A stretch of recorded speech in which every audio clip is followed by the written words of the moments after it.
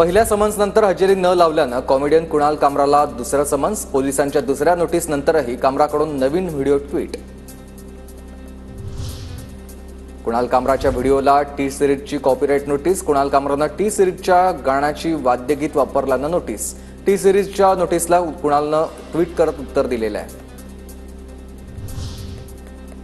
मला जीवे मारण्याच्या धमक्या राजकीय नेत्यांकडून देखील उघडपणे धमक्या दिल्या जातात, पण मी घाबरून माफी मागणार नाही, कुणाल कामराकडून स्पष्ट.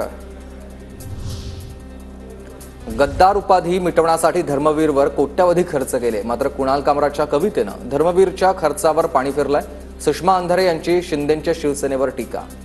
तर ही टर्म लोकांच्या डोक्यातनं जावी म्हणून आपण धर्मवीर 1, धर्मवीर 2 या असे चित्रपट काढून करोडो रुपये खर्च केले होते.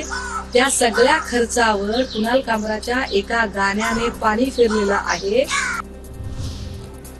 अभिव्यक्ती स्वातंत्र्याचा वापर इतरांवर वैयक्तिक हल्ले करण्यासाठी केला जाऊ शकत नाही.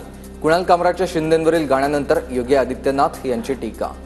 की स्वतंत्रता किसी दूसरे व्यक्तिगत प्रहार करने के लिए नहीं हो सकती है. दुर्भाग्य है कि कुछ लोगों ने विभाजन की खाई को और चौड़ी करने के लिए इस अभिव्यक्ति की स्वतंत्रता को अपना जन्मसिद्ध अधिकार मान लिया. सामनामधून कुणाल कामराचं गाणं पुन्हा छापलंय. कामरा प्रकरणात शिंदे बदनाम झाले आहेत. शिंदे म्हणजे चेष्टेचा विषय. उपमुख्यमंत्री एकनाथ शिंदेंना पुन्हा सामनातून डिवचण्याचा प्रयत्न झाला.